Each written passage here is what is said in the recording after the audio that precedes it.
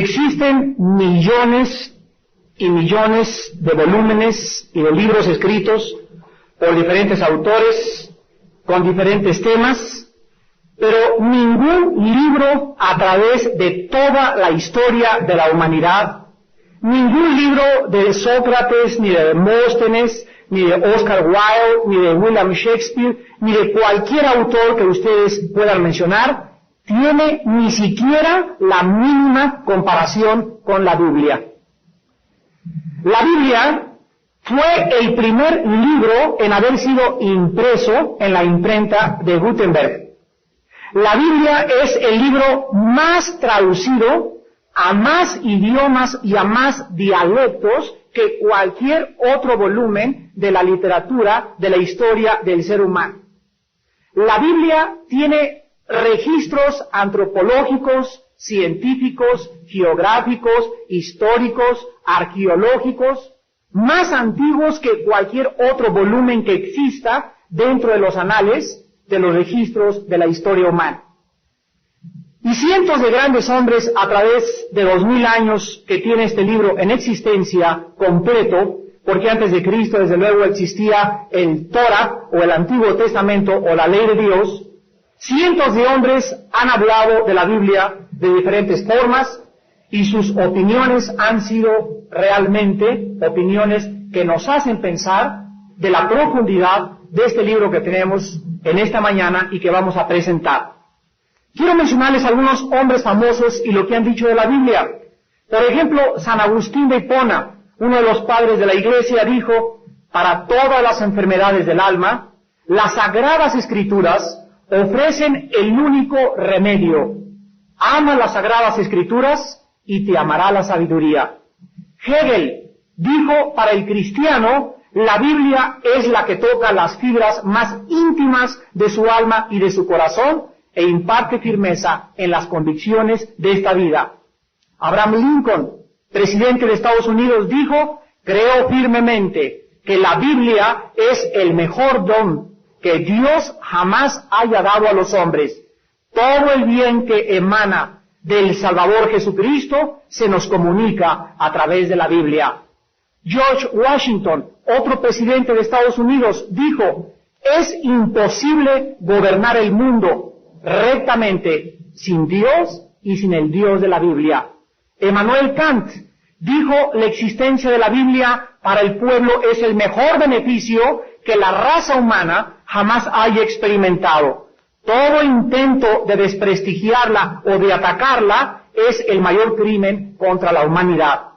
Y otro gran físico y hombre de ciencia, Isaac Newton, dijo: existen más señales de autenticidad en la Biblia que en cualquier otro libro y en la historia profana de la humanidad.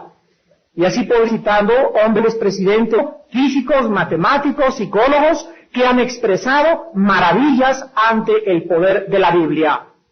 En esta mañana yo quiero hablarles a ustedes a saber de la Biblia, porque es el libro más controvertido que existe, es el libro más atacado. Como consecuencia de los secretos que encierra, la Biblia nos revela que existe un mundo a nuestro alrededor que no puede ser percibido por nuestros 5 sentidos. Este mundo es el mundo espiritual y la Biblia dice que este mundo espiritual está habitado por ángeles buenos y ángeles malos, lo que los mexicanos llamamos fantasmas y duendes, etcétera, etcétera. La Biblia le llama demonios. Y estos poderes de las tinieblas que son reales, la Biblia dice, tienen el único propósito de desviar a toda la raza humana de la verdad de la Biblia.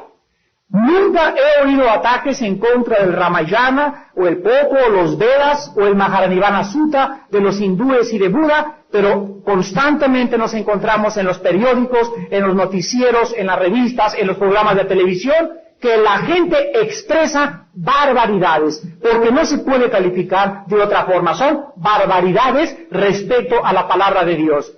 Cristo dijo a los fariseos: erráis ignorando las Escrituras y el poder de Dios. O sea que todos los problemas de carácter filosófico tienen una sola raíz. Los que traigan su Biblia en esta mañana, ábranla en la segunda de Pedro, capítulo 1, y vamos a comenzar a poner algunas bases respecto a la vez de una forma lógica, y quiero comenzar en esta mañana con la inspiración. El apóstol Pedro, en su segunda carta, en el capítulo 1, versículos del 19 al 21, dijo estas palabras: tenemos también la palabra profética más segura, a la cual aso a una antorcha que alumbra hasta que el día esclarezca y el lucero de la mañana salga en vuestros corazones, entendiendo primero esto, que ninguna profecía de la interpretación privada. Tenemos que entender que de interpretación privada. Versículo 21, porque nunca la profecía fue traída por voluntad humana, sino que los santos hombres de Dios hablaron siendo inspirados por el Espíritu Santo. Lo primero que encontramos nosotros en estas palabras del apóstol San Pedro es que la Biblia es la palabra profética más segura. Actualmente Nostradamus, que las profecías de no sé qué cosa que pasó en España de un niño de Lourdes, que las profecías de los gurús, que los lamas de la India, que los tibetanos, y por todos lados encontramos que la gente tiene brujos, tiene profetas, tiene hechiceros, tiene clarividentes que tratan de predecir el futuro. El apóstol Pedro dice que la Biblia es el único libro que nos dice con seguridad el futuro. Y es increíble que nosotros podamos ahorita en el siglo XX, en 1991, certificar que las profecías bíblicas, por ejemplo, respecto a la última forma de gobierno mundial, se estén cumpliendo al pie de la letra. ¿Qué dice la Biblia respecto a la última forma de gobierno que existiría antes que venga Jesucristo? Vean ustedes los 4 imperios que han existido: el imperio babilónico, los medos persas, los griegos y los romanos. Desde el imperio romano, hace 2000 años, no ha existido ninguna potencia mundial, ninguna nación hasta el siglo XX, a principios de este siglo, cuando Inglaterra comenzó a tratar de destacar y penetrar en el mundo de la economía y de la política. A principios del siglo, todas las monedas en el mundo basaban su economía a la par con la libra esterlina. Pero después de la Segunda Guerra Mundial, surge Estados Unidos como una potencia y Rusia por el otro lado. Pero algo increíble sucede. Estoy hablando de hace 2 o 3 años. El sistema comunista, después de 50 años de permanecer y tratar de controlar el mundo y expandirse por el mundo entero, sucumbe en 2 semanas. Ahorita la pobreza que hay en Rusia es asombrosa. ¿Por qué no pudo persistir el sistema filosófico comunista? Por la simple razón que no podían prescindir del mundo capitalista. Se estaban muriendo de hambre y el grano lo producía Estados Unidos. Y ahorita vemos que Estados Unidos comienza también a sucumbir en su recesión más grande que ha tenido desde 1930. Y la recesión económica ahorita en Estados Unidos es tan grave que al pueblo ya se le olvidó totalmente que George Bush fue el victorioso ganador de la guerra del Golfo Pérsico. Porque al pueblo americano le quitas la comida y le quitas el confort y crucifican al presidente. Entonces, ni Estados Unidos ni Rusia van a ser la última forma de gobierno. La Biblia lo anunciaba, porque la Biblia dijo en Daniel capítulo 2, 7, 8 y 12, hace 2600 años, que la última forma de gobierno mundial serían 10 países que surgirían del antiguo imperio romano. Lo que en 1959 se inició con el nombre de la Comunidad Económica Europea, de la cual ahora son 12 países, la Biblia dice que van a salir 2 países, y cuando queden 10, y cuando se firme el Tratado de Paz, que en esta semana pasada se intentó negociar entre árabes y judíos, el anticristo firmará este tratado y comenzará lo que se llama la Gran Tribulación. La Biblia es la palabra profética más segura, y podría ahorita darles a ustedes más de 50 profecías que con nuestros propios ojos estamos viendo, porque la Biblia tiene razón. Ella es la única que nos puede decir el futuro, porque el Dios de la Biblia es el verdadero Dios. En segundo lugar encontramos que el apóstol Pedro dice en el versículo 20 que tenemos que entender que la Biblia no es de interpretación privada. Miren ustedes, la Biblia es un libro que tiene un sello, hagan de cuenta que tiene un candado invisible, y mucha gente con sus razonamientos, con sus proposiciones filosóficas, con los programas que mucha gente tiene, entran a la Biblia y se estrellan contra los mandamientos de Dios, chocan con sus preceptos y con la infinitud de la mente divina. Es por eso que las personas pueden ser muy letradas, tú puedes ser doctor en filosofía y letras, tú puedes ser doctor en divinidades, pero si no tienes al autor de la Biblia dentro de tu vida, jamás la podrás entender. ¿De dónde han nacido las sectas? Las sectas, todas las sectas, sin ninguna excepción, han sido fundadas por un hombre. Y todas las sectas tienen un fundador que dice que recibió revelaciones directas de Dios. Y entonces todas las sectas, llámense testigos de Jehová, llámense mormones, llámense adventistas, cualquier secta usa la Biblia más el libro que inició su fundador. Y el fundador es el que interpreta la palabra de Dios, y la Biblia es clara. La Biblia no es de interpretación privada. Yo me he encontrado gente que, por ejemplo, leyendo el capítulo 1 de Ezequiel, me dice, aquí habla de los marcianos. Y aquí esto parece, de acuerdo a mi interpretación, parece que es esto. Y la Biblia no puede ser interpretada privadamente, porque entonces cada quien le daría la interpretación que mejor le pareciera. Es el Espíritu Santo, el autor de la Biblia, el que dice el versículo 21, que fue el que inspiró a los autores de la Biblia. Damas y caballeros, cuando los autores de la Biblia estaban escribiéndola, por ejemplo, el rey David, en el Salmo 22, comienza a escribir, Dios mío, ¿por qué me has desamparado? Horadaron mis manos y mis pies, sobre mi ropa echaron suertes. Mi corazón se derritió como la cera, y mientras me miran ellos como toros y como perros de rabia. David estaba escribiendo 1000 años antes que Jesucristo viniera, la crucifixión del Hijo de Dios. Cuando David estaba escribiendo, él no sabía lo que estaba escribiendo, porque el Espíritu Santo estaba guiando su pluma. Cuando el apóstol Pedro, el apóstol Juan, el apóstol Santiago, el profeta Daniel, Génesis de Moisés, el Pentateuco de Moisés, y todos los libros encontramos escritos por más de 40 autores, ninguno de los autores se conoció, pero todos los libros, los 66 libros de la Biblia, concuerdan con una evidencia de unidad sobrenatural. Tú lees el capítulo 1 del Génesis y concuerda con Juan, concuerda con Apocalipsis. Todos los libros de la Biblia son una unidad. Esta unidad solo Dios la pudo producir. Es por eso que nosotros tenemos que comprender que la Biblia necesitamos entenderla guiados por el Espíritu Santo.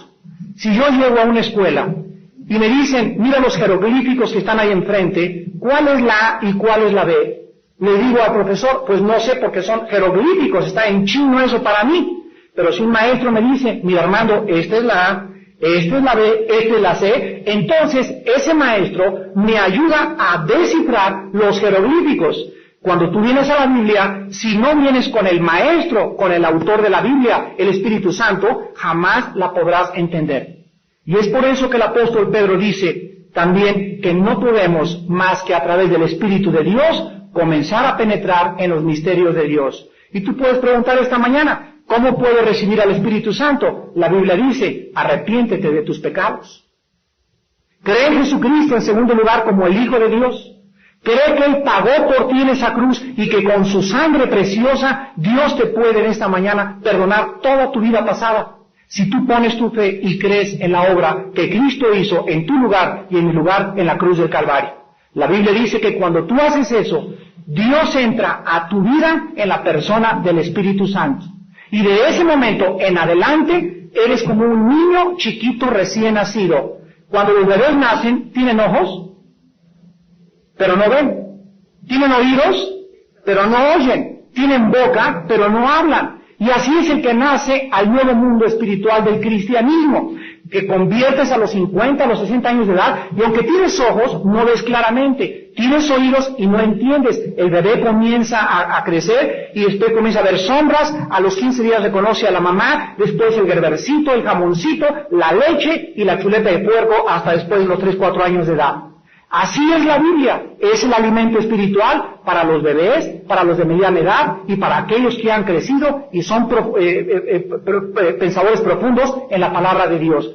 Tú necesitas a Cristo esta mañana para comenzar a poder entender los misterios de la Biblia. Y en último lugar, en este pasaje del apóstol San Pedro, quiero concluir en tercer lugar que la Biblia, siendo que es inspirada por Dios, escúchenme muy bien, no puede tener errores, número 1. Y número 2, es infalible. ¿A qué me refiero con esto? Miles de hombres a través de la historia han tratado de encontrar errores en la Biblia. Yo recuerdo, por ejemplo, cuando comenzaron a atacar de que Babilonia no había sido destruida y se encontraron jeroglíficos y comprobaron que los jeroglíficos se narraba en la arqueología, porque la arqueología es una de las ramas de la ciencia que más comprueban la veracidad de la Biblia. Encontraron que Babilonia había existido, que la ciudad de Tiro y Sidón habían existido. La arqueología nos muestra que en todas las cúspides de todas las montañas del mundo hay yacimientos coralíferos. O sea que la misma arqueología comprueba que el mundo estuvo sepultado en un diluvio universal, tal como la Biblia lo dice. Y cada vez que el hombre ataca la Biblia, la historia, la geografía, la paleontología, la arqueología acaban diciendo, y la Biblia tiene la razón. Ayer estaba leyendo la revista US News World Magazine, donde está en la portada los rollos del Mar Muerto, una revista americana escrita por no cristianos, y analizan los rollos encontrados en Qumran, en las cuevas de Qumran en 1947, certificando que lo que dice ahí y los temas de Jesucristo y el Juan el Bautista y las cosas del Antiguo Testamento son exactamente como la Biblia la tenemos en la mano. Yo recuerdo a un hombre que se enfrentó a un debate con el señor Saldaña en el Canal 13, unas barbotas grandotas que tenía, y decía, yo he llegado hasta pensar, señor Saldaña, que ni siquiera Jesucristo existió. Y ese hombre, verá, estaba hablando, otra vez repito, barbaridades. Porque si hay alguien que transformó la historia, y por lo cual contamos nuestros días, 1991, 16 de noviembre del 91, es desde que Cristo vino al mundo. Y la historia está dividida, damas y caballeros, entre antes de Cristo y después de Cristo. No está entre antes del Guru Maharaji, ni después de Buda, ni antes de Mahatma Gandhi. Es Cristo el que entró al mundo y dividió la historia en dos. La Biblia es un libro que por ser inspirado por Dios no puede tener errores. Cuando alguna persona dice, aquí está un error, y yo no entiendo cómo un Dios puede mandar matar a los cananeos, y aquí hay una contradicción, mira, persona que me estás escuchando, esas personas tienen un problema, y el problema no es de la Biblia, el problema de ellos es intelectual y de carácter emocional, no teológico. Si tú no entiendes muchas cosas de la Biblia, es que tu mente es la mente de un gusano. Y estás penetrando, escúchame, ni más ni menos, estás comenzando a penetrar en la mente infinita de Dios. Y para comenzar a caminar con Dios y comprender los pensamientos de Dios y comenzar a realmente dejar que Dios nos hable, necesitamos ser como niños. Y Cristo dijo, si ustedes no se convierten y se hacen como los niños, no pueden entrar al reino de Dios. Nuestro problema es siempre la soberbia. Llegas y yo soy doctorado en esto y por aquí por allá, y la Biblia, y chocas y chocas y chocas. ¿Por qué? Porque te tienes que humillar y reconocer que no sabes nada. Y que todo tu conocimiento es comparado con nada, comparado con la mente infinita de Dios. Hace una semana estábamos, el arquitecto Gutiérrez aquí enfrente en mi mesa, y yo y otros hermanos cristianos, comparando la Tierra con la galaxia y con la altura del tercer cielo. Y veíamos de qué forma nuestra galaxia, toda la Vía Láctea, es un puntito insignificante en todo el universo que existe. Y que no podríamos llegar a Plutón en más de 800,000 años viajando a la velocidad de la luz. y que el sol es 1.000.000 de veces más grande que la tierra, y nosotros chiquitos renacuajitos aquí en la tierra creemos y decimos no hay Dios. Fíjense la soberbia del ser humano. ¿Cómo es posible que este hombre Friedrich Nietzsche haya llegado a aseverar y decir Dios está muerto? La soberbia del ser humano. Cristo dijo, te tienes que convertir como un niño para comprender las cosas de Dios. Una vez San Agustín de Hipona iba caminando por la playa, iba pensando, ¿y por qué? ¿Y por qué? ¿Y por qué esto? ¿Y por qué permitió Dios el diablo? ¿Y por qué el sufrimiento? Vean ustedes, la falta de respuestas muchas veces nos lleva a concluir equivocadamente que no hay Dios. Todos los ateos con los cuales yo he debatido en la televisión y en el periódico, tienen siempre una raíz. Son personas amargadas. No hay ningún ateo que yo conozca que sea un hombre lleno de gozo y contento. Todos están amargados y, en segundo lugar, su problema es emocional, nunca es intelectual. Agustín de Hipona iba en la playa, ¿y por qué esto? ¿Y por qué aquello? Y en eso se encuentra un niño que agarraba agua de la playa y la ponía en un hoyo en la arena. Y le dijo al niño, ¿qué estás haciendo, niño? Y el niño le dijo a San Agustín, estoy tratando de meter el mar en este hoyito. Y San Agustín le dijo, se rió, solamente a un niño se le ocurre esto, niño tonto, cabezón, ¿qué no sabes que el mar es más grande que ese hoyito y que no cabe el mar en ese hoyito? Y le contesta el niño y su padre le dice, tú eres más cabezón y más tonto, tratando de poner la mente de Dios en la jicarita que tienes aquí.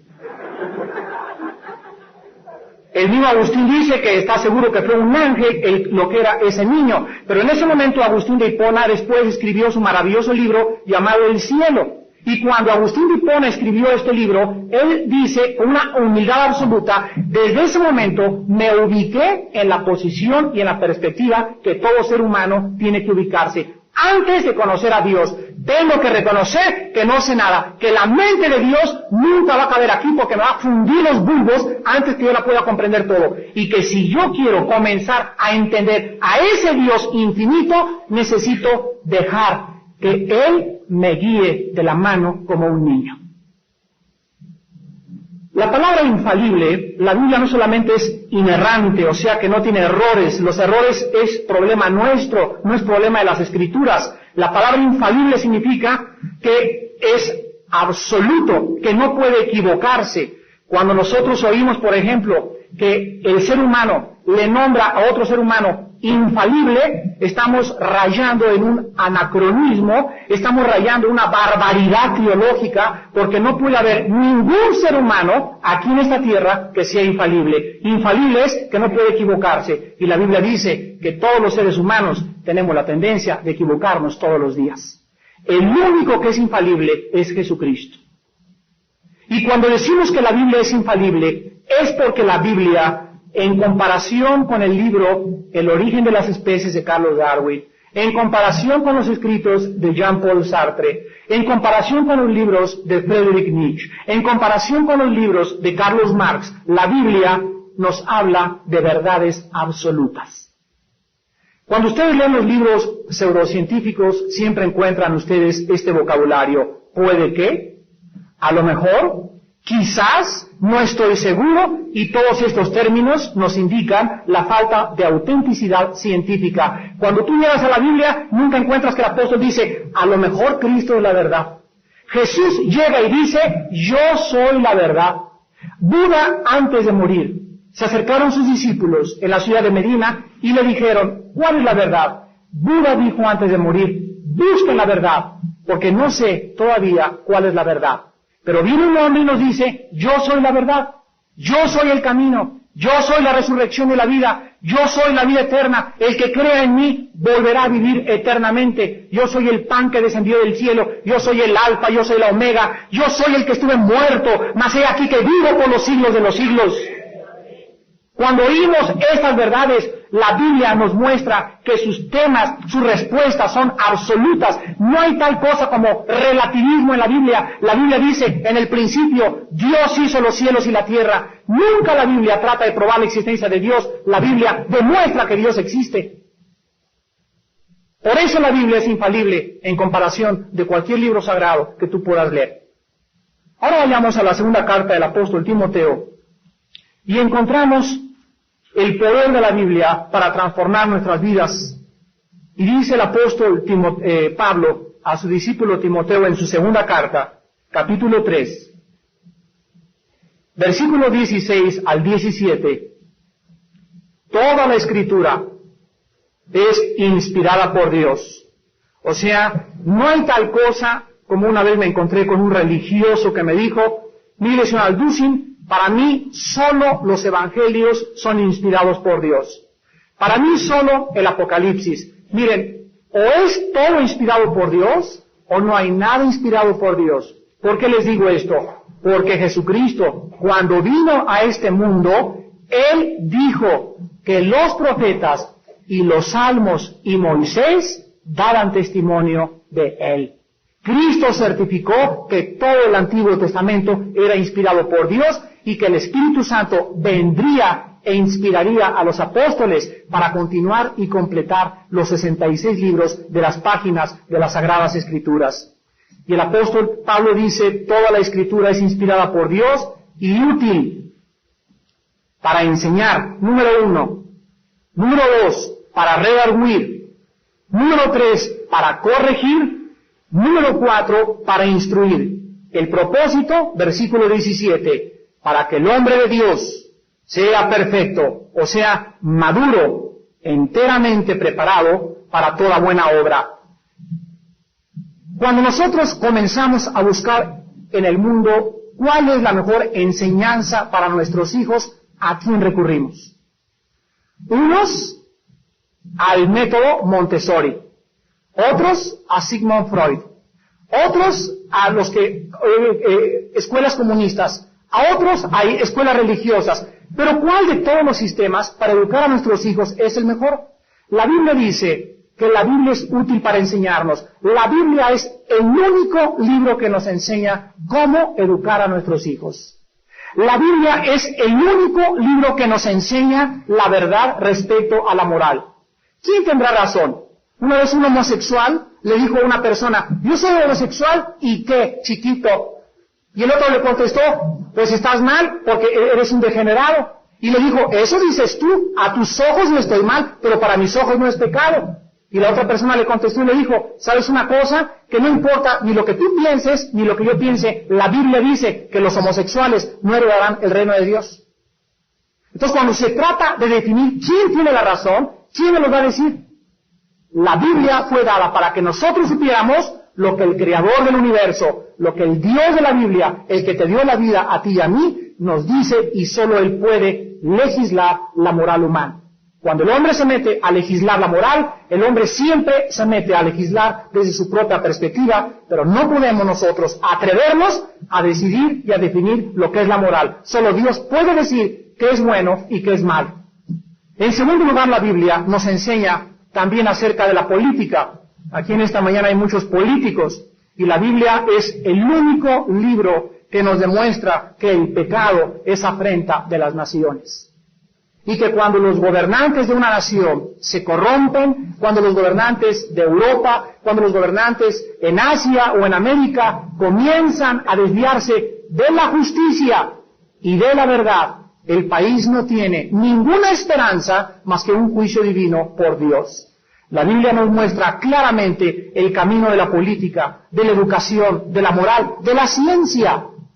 ¿Es científica la evolución? La palabra evolución le antecede la palabra teoría. Si la evolución fuera científica, no sería teoría de la evolución, le quitarían el nombre de teoría porque jamás ha sido probada, ni será probada científicamente. La Biblia nos da los datos científicos más antiguos de la historia. Por ejemplo, en el libro del Génesis, la Biblia dice que Dios hizo todo conforme a su género y a su especie. 6,000 años después, encontramos en las leyes de la genética que los aminoácidos o los ladrillos de los músculos y de la vida son los que determinan que un músculo sea de perro, que otro sea de gato, que otro sea de jirafa. Jamás hemos visto transfusiones de chita a seres humanos. Jamás hemos visto ninguna especie en transición que sea una raza subhumana. Porque la Biblia dice que no hay tal cosa como evolución, somos el resultado directo de la intervención divina del Dios de la Biblia. La Biblia es el único que nos puede guiar respecto a la ciencia también. Dice Pablo, la Biblia es útil para enseñar. ¿Quién nos puede enseñar del matrimonio? Ahorita las parejas viven juntas en fornicación sin casarse y dicen que está bien. ¿Quién nos puede decir que están bien o que están mal? Ah, no, pero es que en la película de Superman se acuesta con Luisa Lane. Y es una película inocente. Ahora hasta la Caperucita Roja ya tiene amante. ¿Quién nos puede decir realmente en dónde nos hemos desviado? La Biblia dice, no cometerás inmoralidad. La Biblia dice que Dios fundó el matrimonio, Él diseñó el matrimonio, no los hombres, solo Dios tiene la autoridad de decirnos qué es el matrimonio y cómo debemos tener relaciones sexuales. Y la Biblia prohíbe las relaciones sexuales fuera del matrimonio. La Biblia nos muestra y nos enseña todas las áreas que nosotros necesitamos conocer para la palabra de Dios. En segundo lugar, dice Pablo, nos redarguye. La Biblia no solamente nos muestra el camino, nos enseña cuál es el camino, sino que también la Biblia nos redarguye. Significa que nos convence cuando nos salimos del camino. ¿Cómo puedo yo saber en esta mañana si estoy mal o estoy bien delante de Dios? Número uno, necesito ser honesto delante de Dios. Y número dos, necesito tener una comunión íntima con Dios para que el Espíritu Santo me convenza leyendo la palabra de Dios. La Biblia nos convence, nos redarguye y nos muestra que vivimos en pecado. Muchos de ustedes ahorita ya comienzan a ser inquietos en su conciencia. Cada vez que ustedes oyen el mensaje de la Biblia, las conciencias de muchas gentes comienzan a ser alteradas y te comienzas a sentir inquieto porque la palabra de Dios es como una espada que penetra y discierne las intenciones de tus pensamientos y las intenciones de tu corazón. La Biblia es como un martillo que rompe la piel, el corazón más duro lo rompe la palabra de Dios. La Biblia es como el fuego que quema y arrasa todo aquello que no sea sólido, todo aquello que sea humo y hojarasca. La Biblia es el único instrumento para demostrarnos y corregirnos cuando estamos mal. En tercer lugar, dice el apóstol Pablo, la Biblia nos corrige. O sea, una vez que nosotros vamos en el camino y nos desviamos del camino, la Biblia en tercer lugar nos corrige. Esto significa, nos enseña cómo regresar al camino. Damas y caballeros, ¿tú has pecado? ¿Estás en una situación equivocada con Dios? Solo hay una palabra para regresarte a Dios. Arrepiéntete. Nada más. La única forma de regresar otra vez a caminar con Cristo, de regresar a caminar con Dios, de tener esa paz, de tener esa satisfacción y quitarte tanta amargura y tanta cosa que tienes, la única forma es arrepintiéndote de tus pecados. No hay otra forma. El arrepentimiento es el camino de regreso a casa, dijo Juan Wesley, un gran predicador inglés. Y en último lugar, la Biblia dice que la Biblia nos instruye. O sea, nos enseña a mantenernos en el camino. ¿Con qué guardará el hombre su camino? Dice el Salmo 119, con guardar tu palabra. Si tú eres una persona que todos los días lees la Biblia, inclinas tus ojos antes de abrir la Biblia y le pides a Dios, Padre Santo, en esta mañana quiero que me des tu paz, quiero que me libres de todas mis angustias, de todos mis temores, quiero tener paz con mi esposa, con mi esposo, quiero que bendigas a mis hijos, y ahora que voy a abrir tus páginas, Padre Santo, quiero que tu Espíritu me guíe y te confieso mis pecados y se los dices a Dios. Cuando tú haces esto, vienes a la Biblia y Dios comienza a hablar directamente a tu corazón. La Biblia nos dice que la única forma de mantener el camino es no perdiendo el contacto con Dios. La Biblia es el único contacto que el hombre tiene con Dios en esta vida terrenal. Tú vete al ajusco y echa humo, todo humo que quieras, párate debajo de una estatua de un ídolo, haz sacrificios, vete a la vía de rodillas, haz lo que quieras, grítale a Dios. Dios no oye ni nos habla más que a través de la Biblia. Y si tú pierdes el contacto con la Biblia, estás como un peregrino sin una brújula y sin un mapa en el destino al cual nosotros nos tenemos que enfrentar. Y finalmente, encontramos en el Salmo 19 el poder de la Biblia para transformar la vida interior del ser humano. El Salmo 19 es el Salmo que más claramente define el poder de la Biblia, repito, para transformar nuestra vida. El principal objetivo de la Biblia, damas y caballeros, no es enriquecer nuestro intelecto. Cuidado cuando alguien venga a la Biblia. Yo me he encontrado personas en la televisión que conocen de Noé, conocen de Abraham, conocen los hermanos de Abraham, de Isaac, de Jacob, de Moisés, de Taré. ¿Saben cuándo pasó esto? Tienen un conocimiento histórico e intelectual de sus vidas. ¿Saben una cosa? Pero el conocimiento que tienen de la Biblia es intelectual, porque interiormente siguen siendo los mismos. La letra mata, mas el Espíritu vivifica. Si nosotros no tenemos la letra combinada con el Espíritu Santo, esta letra es muerta. Mientras mi vida no esté siendo cambiada diario, mientras no haya más amor en mi vida, más gozo, más paz, la Biblia no está haciendo en mi vida el propósito por el cual Dios la diseñó. Dice el Salmo 19, versículos del 7 al 11. Aquí se usan 6 declaraciones acerca de la Biblia y su poder transformador. Y quiero que vean, del 7 al 9, ¿cómo se le llama a la Biblia?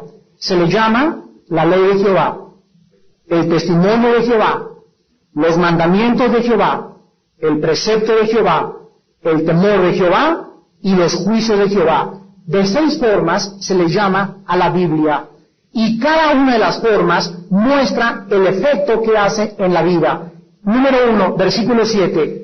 La ley de Jehová es perfecta, que convierte el alma. Aquí la palabra ley es la palabra hebrea Torah, y significa que la ley de Dios describe el gobierno de Dios. En otras palabras, solo Dios dicta las leyes.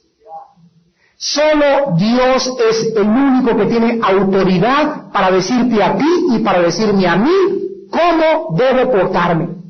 ¿Qué debo hacer en esta vida? ¿Cuál es mi razón de la existencia? ¿Cuál es mi propósito? ¿De dónde vengo? ¿Quién soy? ¿A dónde voy? La ley de Jehová es la ley de Dios, no la ley de los hombres, la que verdaderamente transforma el alma. Y dice la Biblia que la ley de Dios, cuando tú te enfrentas a ella, o te estrellas contra la ley de Dios, o convierte y restaura tu vida interior. Los mandamientos de Dios es como algo que se nos dice, hagan esto y hagan aquello. Y tú ves la ley de Dios y dices, no, yo quiero vivir como me da la gana. Yo quiero vivir en adulterio. Yo quiero engañar a mi esposa. Yo quiero ser fraudulento en el trabajo. Yo quiero evadir impuestos. Yo quiero fornicar con mi novia. Cuando tú haces eso, te estrellas contra la ley de Dios. Y en lugar de restaurar tu vida interior, denigras, desintegras tu vida interior. Es como la polilla que entra a un mueble y comienza a comerse todo. Así hay gentes que moralmente han desintegrado su vida. Están apolillados moralmente porque se estrellan contra la ley de Dios. En segundo lugar dice el salmista, el testimonio de Jehová es fiel, que hace sabio al sencillo. El testimonio de Jehová es lo que Jesucristo dice en la primera carta de San Juan, capítulo 5. Y dice el apóstol Juan en el capítulo 5, versículos del 9 al 12. Si recibimos el testimonio de los hombres, mayor es el testimonio de Dios, porque este es el testimonio con que Dios ha testificado acerca de su Hijo. El que cree en el Hijo de Dios tiene el testimonio en sí mismo. El que no cree, a Dios le ha hecho mentiroso, porque no ha creído en el testimonio que Dios ha dado acerca de su Hijo. Y este es el testimonio, que Dios nos ha dado vida eterna, y esta vida está en su Hijo. El que tiene al Hijo tiene la vida, el que no tiene al Hijo de Dios no tiene la vida. Damas y caballeros, la Biblia dice que cuando Jesucristo estaba en el río Jordán, se abrieron los cielos y se oyó una voz que decía, este es mi Hijo bien amado, en el cual tengo toda mi complacencia, a él oí. La voz no se oyó sobre Buda, ni sobre Mahatma Gandhi, ni sobre Carlos Darwin, ni sobre ningún gurú, ni sobre ningún iluminado, ni de los de la Confraternidad Universal, ni sobre Ron Hubbard que fundó la Dianética, ni sobre el método SIDA. Se oyó sobre la voz de Jesucristo.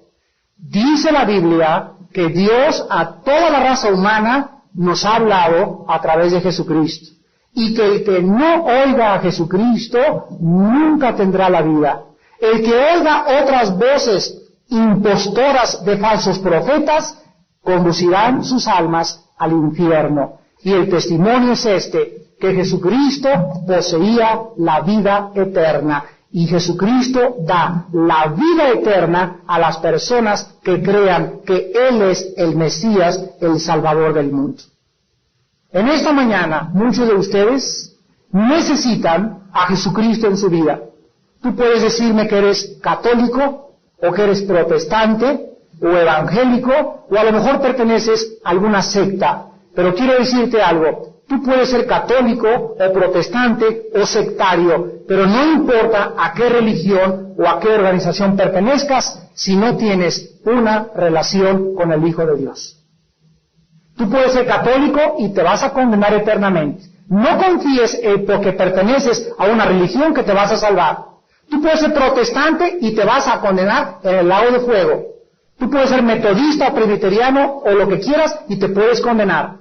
No es el título el que nos da la salvación, es la vida del Espíritu de Dios. Y tú en esta mañana necesitas arrepentirte. Necesitas aceptar la ley de Dios, el testimonio de Dios, el precepto de Jehová. Necesitas el temor de Dios en tu vida. ¿Sabes por qué haces lo que haces en tu vida? Porque no tienes temor de Dios. ¿Crees que nadie te ve y por eso le das rienda suelta a tus placeres, a tus apetitos, a tu vida disipada, a tu vida de disolución? Y la Biblia dice que hay un Dios que nos está juzgando y tenemos que darle cuentas. Y tú necesitas en esta mañana creer en el testimonio del Hijo de Dios. Si tú crees en el testimonio de Jesucristo, la Biblia dice que tu vida puede ser transformada. Y yo te lo aseguro que jamás serás la misma persona. ¿Cuántos de ustedes en esta mañana no quisieran por primera vez aceptar al Dios de la Biblia, a Jesucristo el Hijo de Dios en sus corazones?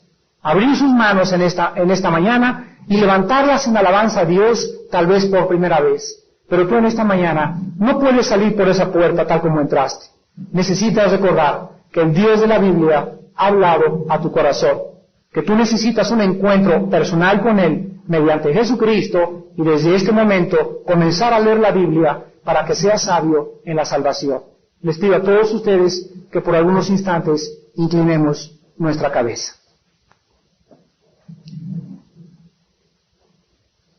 La ley de Jehová es perfecta, que convierte el alma. El testimonio de Jehová es fiel, que hace sabio al sencillo. Los mandamientos de Jehová son rectos, alegran el corazón. La Biblia es pura, alumbra los ojos. La Biblia produce un temor limpio y reverencial a Jehová y permanece para siempre. La Biblia es la verdad, toda ella es justa. Deseable es más que el oro, y más que mucho oro afinado, y dulce más que la miel, y que la que destila del panal. En esta mañana no hay ninguna persona que haya venido a esta conferencia como coincidencia o por accidente. El Dios de la Biblia, el Padre de Abraham, de Isaac y de Jacob, el único creador y sustentador del universo, te ha traído en su misericordia, tal vez para detenerte, para ponerte una luz preventiva en tu vida, una luz amarilla que dice, vas muy rápido en la vida, te vas a estrellar, o bajas la velocidad, o te vas a la barranca. Dios te detiene en esta mañana y te dice, detente, reflexiona por primera vez. En un mundo lleno de actividades sociales y de placeres y de ambiciones personales, donde cada quien busca su beneficio propio. Mi Hijo Jesucristo, dice Dios, vino a buscar y a salvar lo que se había perdido. Él no vino para que le sirviéramos, Él vino a ser nuestro siervo y darnos la lección que servir es mejor que ser servido. Dios quiere que tú te arrepientas de tus pecados, quiere que reflexiones profundamente acerca de tu vida y tu destino eterno. Tal vez hoy mismo podrías morir, tal vez hoy mismo podrías enfrentarte al juicio venidero. ¿Qué tengo que hacer?, preguntarás, para que yo obtenga la seguridad del perdón de mis pecados. ¿Qué debo de hacer para comenzar a entender la Biblia? La Biblia dice, arrepiéntanse. Arrepiéntete.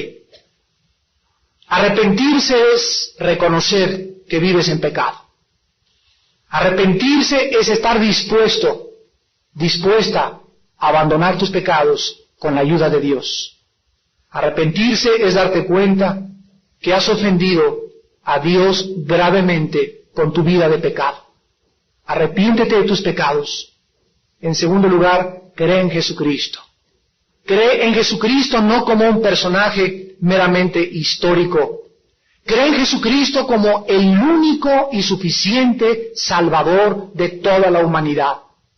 No hay otro nombre dado bajo el cielo a los hombres en que podamos ser salvos más que en el nombre de Jesucristo. Cree en Jesucristo como el Mesías, el que vino al mundo a dar su sangre y morir en una cruz para pagar por nosotros, en nuestro lugar, la cuenta pendiente de nuestros pecados. Y en tercer lugar, simplemente ábrele tu corazón y dile en esta mañana, ahí desde tu lugar, en el silencio de tu alma, mi Señor y mi Dios, creo en esta mañana que mi vida es una vida de pecado. Creo que te he ofendido y que ya no puedo legislar yo mismo mi propia moral, mis propias reglas para vivir.